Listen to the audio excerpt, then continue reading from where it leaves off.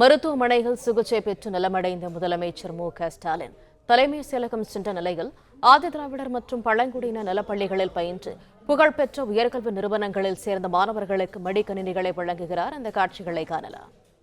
கடந்த 2 ஆண்டுகளையும் சேர்த்து 16 இருந்த இந்த எண்ணிக்கை இந்த வருடம் 9 மடங்கு அதிகரித்துள்ளது. இந்த முயற்சியை பற்றிய சிறிய காணொளி தற்போது காணலாம்.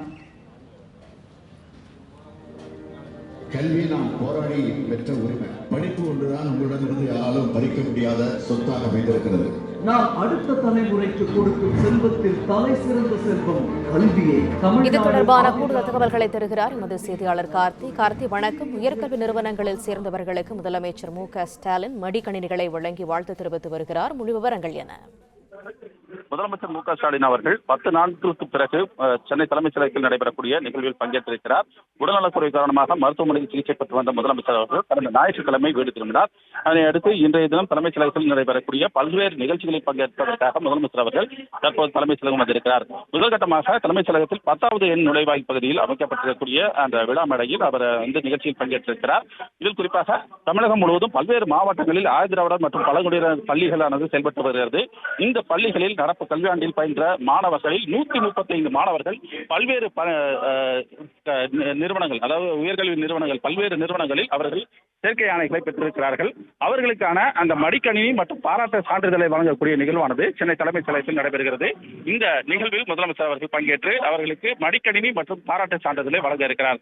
அதிலும் குறிப்பாக தமிழகத்தின் பல்வேறு மாவட்டங்களில் ஆதிதிராவிடர் மற்றும் பழங்குடியினர் பள்ளிகளில் பயின்ற 135 மாணவர்கள், குறிப்பாக இந்திய அளவில் இருக்கக்கூடிய பெரிய பல்கலைக்கழகங்களான இந்திய தொழில்நுட்ப கழகம் மற்றும் சென்ட்ரல் யூனிவர்சிட்டி எனப்படக்கூடிய ஒன்றிய பல்கலைக்கழகம், தேசிய ஃபேஷன் தொழில்நுட்ப பல்கலைக்கழகம், தேசிய சட்ட பல்கலைக்கழகம் என பல்வேறு பல்கலைக்கழகங்களில் அவர்கள் சேர்க்கை ஆணைகளை பெற்றிருக்கிறார்கள். அந்த சேர்க்கை ஆணைகளை பெற்ற ஆதிதிராவிடர் மற்றும் பழங்குடியினர் பள்ளியில் பயின்ற 135 மாணவர்களுக்கு அந்த பாராட்டு சான்றிதழ் மற்றும் மடிக்கணினி வழங்கக்கூடிய நிகழ்வானது சென்னை தலைமைச் செயலகத்தில் நடைபெறுகிறது.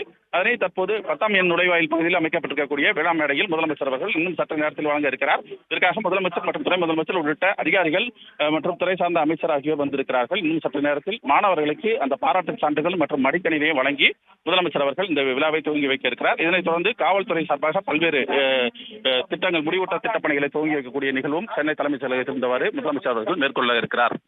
நலப்பள்ளி செல்வன் ஆர்.கே. ரோஷன் JEE தேர்வு பெற்று institute of petroleum technology BTech mechanical engineering படிக்க தேர்வாகியுள்ளார்.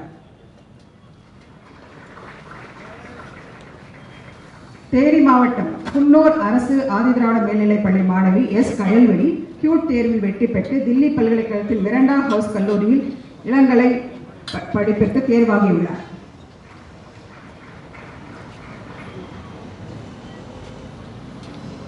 விருதுநகர் மாவட்டம் சுந்தரராஜபுரம் அரசு ஆதிதிராவிடர் மேல்நிலைப் பள்ளி மாணவி செல்வி ஆனந்த லட்சுமி போபாலில் உள்ள லிப்ட் கல்லூரியில் பேச்சுலர் ஆஃப் டிசைன் படிப்பிற்கு தேர்வாகியுள்ளார். திருவண்ணாமலை மாவட்டம் புளியம்பட்டி ஏகலைவ மாதிரி ஒன்று உடையவர் பள்ளி செல்வி Rithika Trichy National Institute of டெக்னாலஜியில் பிடெக் மெட்டலர்ஜிக்கல் இன்ஜினியரிங் செய்த தேர்வாகியுள்ளார்.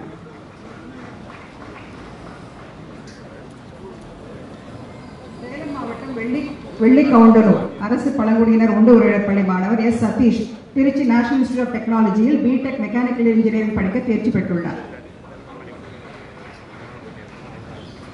நாமக்கல் மாவட்டம் GTR Mullukurichi S. Tamilarasan Rajiv Gandhi petroleum இன்ஸ்டிடியூட்டில் பிடெக் பயில போகிறார். பிளே ஸ்டோர் மற்றும் ஆப் ஸ்டோரில் இருந்து பாலிமர் செயலியை QR கோடு மூலம் பதிவிறக்கம் செய்யுங்கள். செய்திகளை உடனுக்குடன் பெறுங்கள்.